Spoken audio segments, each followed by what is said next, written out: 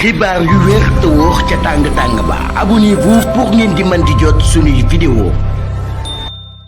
dal leen ak jàmm seen chaîne bi di Buzz 221 HD kii di Juan Branco bokk ci pôle avocat wu Ousmane Sonko yi yëkkati na ay kàddu daal di woon régime bu bees bi yoon bi nga xam ne moom lañu war a daal di jaar ba daal di teg loxo ñëpp ñi nga xam ne seen loxo dafa daal di laale wala mu daal di taxee ci ñi daan boom sénégalais yi ginnaaw ba président Macky Sall nekkee woon ci bopp réew mi te ne buñ defee li mu wax dinañ daal di teg loxo ba teg loxo sax ay responsable française si li ni mel kii di maître Juan Branco ne régime bu bees bi ngir mu daal di soutenir famille victime yi nga xam ne dañoo daal di porter plainte ci cour pénal international bii di CPI ne régime bu bees bi mun nañoo daal di créer akub juridiction spéciale mixte wala ñu daal di créer akub commission vérité et réconciliation ba noppi daal di saisir waa cour pénal international bii di CPI ne li ni mel bu ko état bu Sénégal defee dina daal di jàppale famille victime yi nga xam ne porté nañ plainte ba noppi ci biir CPI ngir ñu daal di topp lu ñi nga xam ne ñoom ñoo rey seeni pros waaye tamit ne procureur de la république mën naa daal di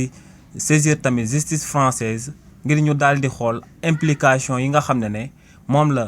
responsable français yi amoon ci la daan am ci réewu Sénégal maanaam autorité yi bokk ci réewu France waaye tamit ñu daal di xool responsabilité yi nga xam ne même étranger yu bokkul ci France daal dinañ koy amal jëmale ko ci massacre yi daan am ci réewu Sénégal. waaye tamit ne procureur de la république bu ko neexee mu daal di jël crime yooyee daal di koy def priorité ba noppi daal di sàkku ci yoonu réewu Sénégal ngir ñu daal di def enquête yooyee ay enquête spécifique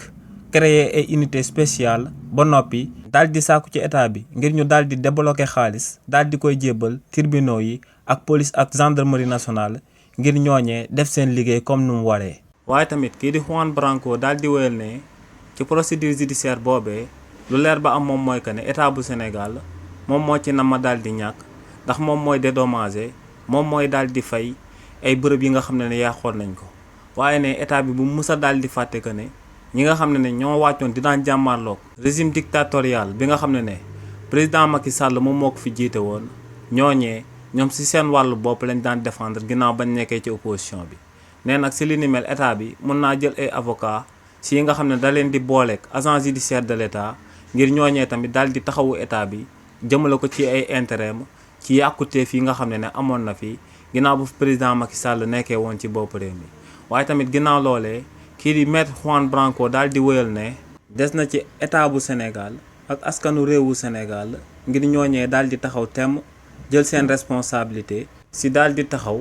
ngir procédure judiciaire yi ñu war a entamer jëmale ko ci régime président Macky Sall yëpp ñu daal di koy amal bu ko defee dinañ daal di rendre hommage martyrs yi nga xam ne ñoom ñoo jigoon taxaw temm ngir daal di jàmmal ak régime président Macky Sall ginnaaw ba ñooñee bëggoon a instaurer akub dictature ci réewu Sénégal. xibaar yu wér te wóor ca tàng ba abonnez-vous pour ngeen di mën di jot suñuy vidéo.